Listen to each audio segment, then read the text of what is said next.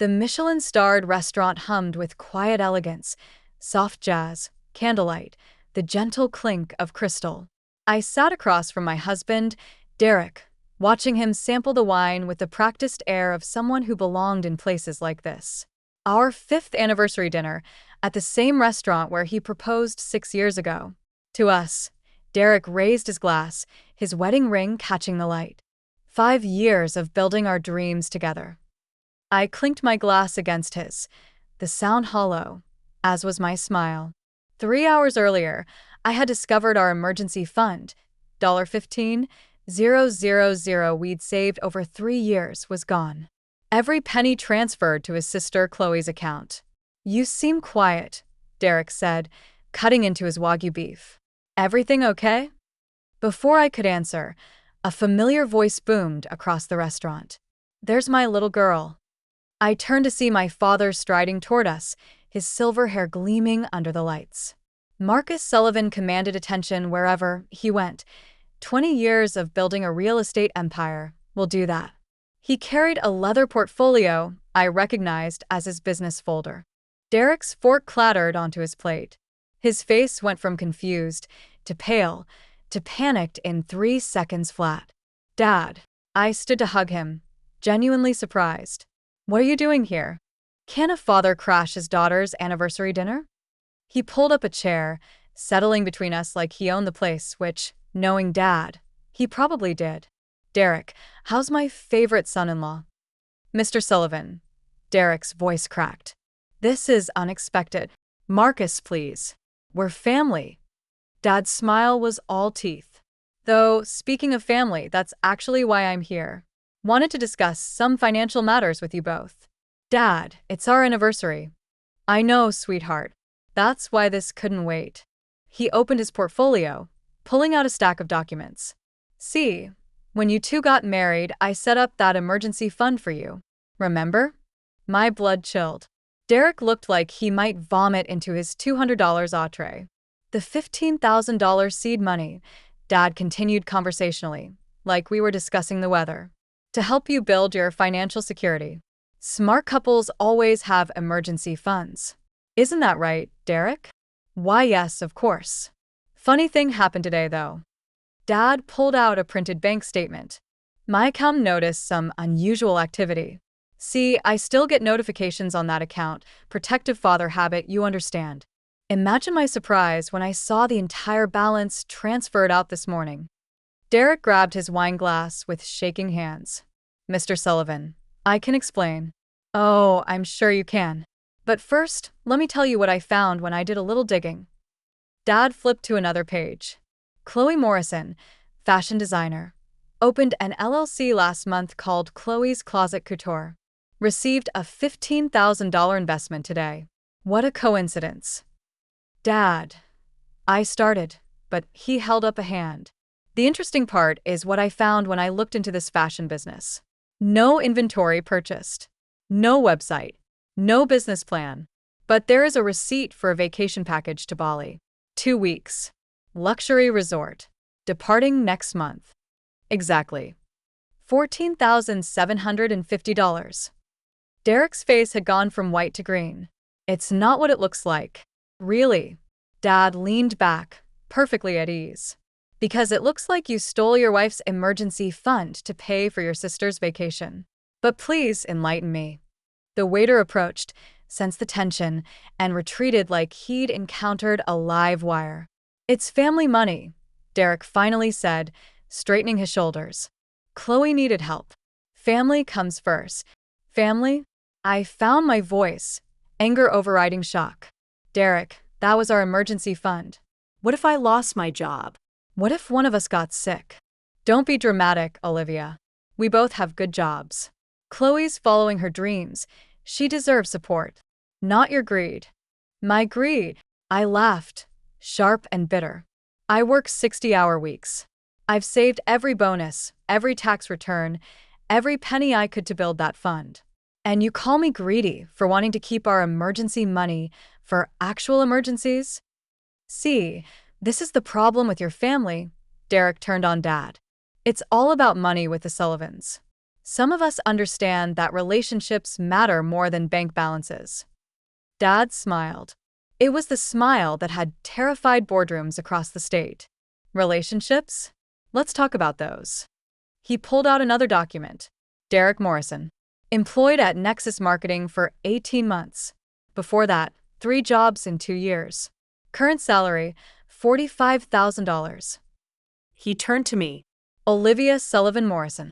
Senior Marketing Director at Providence Tech, salary, $135,000 plus bonuses. Contributed 78% of the household income last year. Dad's voice was calm, factual, devastating. Tell me more about how my daughter's greed is the problem. Derek's face flushed red. Income doesn't determine. You're right. Actions do. Dad pulled out his phone, swiping to a series of screenshots. Like the fact that this isn't the first time you've taken money without telling Olivia. The credit card you opened in her name last year, the one you maxed out and hid. I stared at Derek.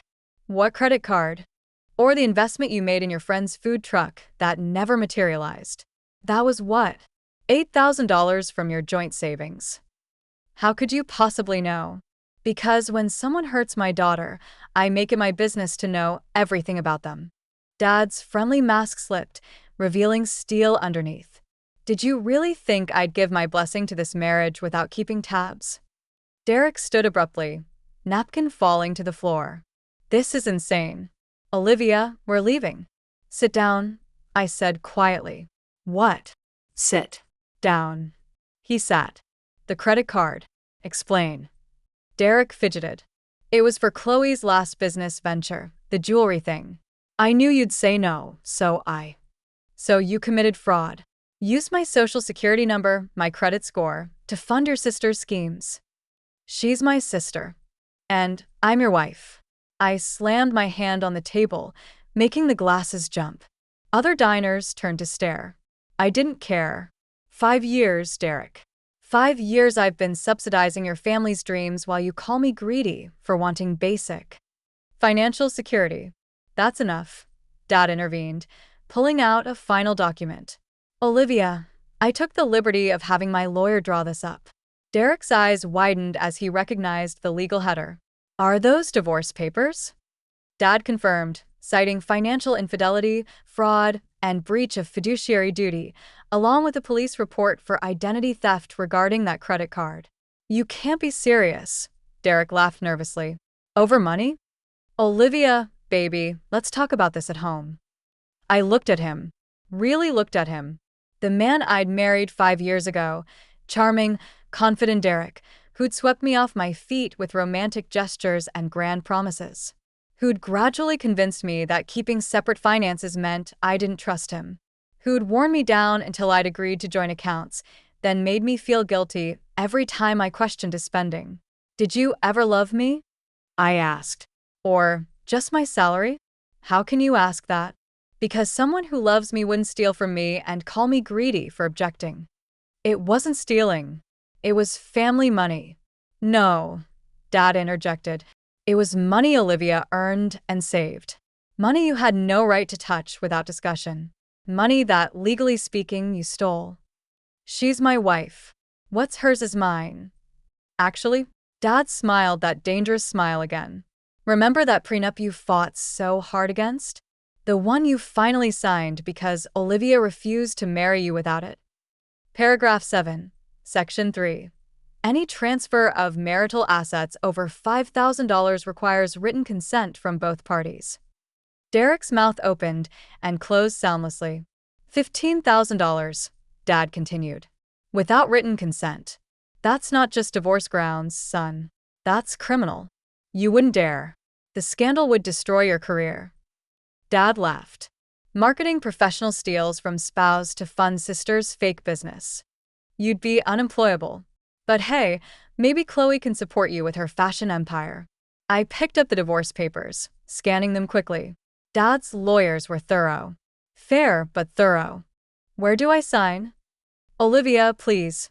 Derek grabbed my hand. This is your father poisoning you against me. We can work this out. I'll get the money back from Chloe. With what? Her Bali tickets are non-refundable. I pulled my hand away. And Dad didn't poison me against you, Derek. You did that yourself, when you chose your sister's vacation over our security. Family comes first. I was supposed to be your family. The words ripped out of me. 5 years of frustration finally breaking free. Your primary family. The person you chose to build a life with. But every time Chloe snapped her fingers, you emptied our accounts. Every time your mother needed a loan she'd never repay, you made me the villain for asking questions. They needed help. They needed to grow up. And so do you. I signed the papers with sharp, decisive strokes. I'm done being your aide. I'm done being called greedy for wanting the security I work for. I'm done with you. Derek stood, knocking his chair back. You'll regret this when you're alone and realize money can't buy happiness. Money can't buy happiness, I agreed. But I can buy freedom. From users like you. He stormed out, leaving his half-eaten meal and unpaid check. Typical. Dad reached over and squeezed my hand. I'm sorry, sweetheart. I didn't want to do this tonight, but when I saw that transfer this morning. You've been monitoring our accounts this whole time? Just the emergency fund, and only because he sighed. I had a feeling about Derek from the start. The way he lit up when he learned about the family business. How he pushed for joint everything so fast. I hoped I was wrong. But you weren't. I laughed bitterly. God, how did I not see it? Because you loved him. And love makes us blind sometimes. Dad signaled the waiter. Should we get dessert? Or would you prefer to go home? Home. I need to change the locks. Already done. My security team is there now. They'll have his things packed by morning. I stared at him. How long have you been planning this? Since the credit card incident. 6 months ago. I've been documenting everything, building a case. I wanted to tell you sooner, but I wouldn't have believed you. I finished. I'd have defended him. Said you were being overprotective. You needed to see it yourself. To choose yourself. He handed me a key. This is to a safety deposit box. All the evidence is there, bank records, credit reports, documentation of every financial impropriety. Your lawyer will need it. We left the restaurant, Dad's arm around my shoulders. In the parking lot, I stopped by my car, the one I'd paid for myself, unlike Derek's vehicle, which I'd co-signed for. Thank you, I said. For protecting me, even when I didn't know I needed it. Always, sweetheart. Though next time, maybe we can skip the emergency intervention at anniversary dinners? Next time? I laughed. There won't be a next time. I'm done with charming men who see dollar signs when they look at me. Good. You deserve someone who sees your worth beyond your net worth. As I drove home, to my locked house, my protected assets, my father's fierce love, my phone exploded with texts. From Derek, this isn't over. You can't just throw away 5 years. From Chloe, how could you do this to Derek? He loves you. Family is everything. From Derek's mother, you've ruined my son. All over money. You heartless witch. I blocked them all. The next morning, I woke up in my Derek-free house to an email from my bank. The $15,000 had been frozen pending investigation for fraud. Thanks to Dad's quick action and my signature on the police report, the money would be returned within days. But the real gift wasn't the money. It was the revelation of who Derek really was and who I was without him. Over the following months, the divorce proceeded smoothly. Derek tried to contest it, claiming emotional distress and demanding alimony. The judge laughed when presented with evidence of his financial crimes. Not only did he get nothing, but he was ordered to pay restitution for the credit card fraud. Chloe's fashion business never materialized. She went to Bali on my dime, but returned to find her brother facing criminal charges and her gravy train permanently derailed.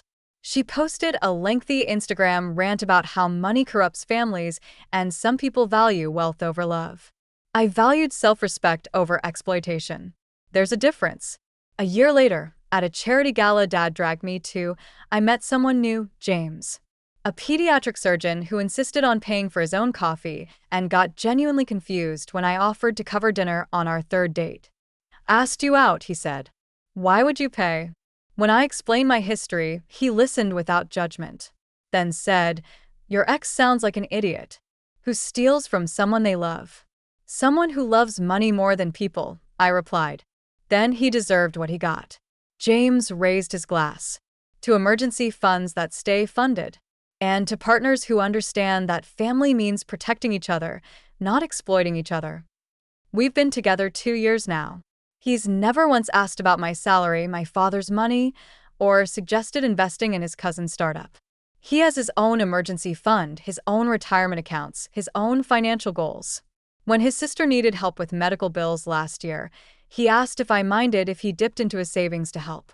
His money, his choice. But he asked because we're partners. That's the difference between family and users. Family respects boundaries. Users see them as obstacles. Derek eventually married someone else, a woman whose Instagram bio says entrepreneur, but whose business is selling essential oils to her high school classmates. Chloe still posts about her fashion dreams between shifts at Target. They're perfect for each other. And me? I keep my emergency fund fully funded, my account secure, and my standards high. Because Dad was right about one thing. When someone shows you who they are through their actions, believe them. Even if it takes a surprise intervention at your anniversary dinner to finally see it. Especially then.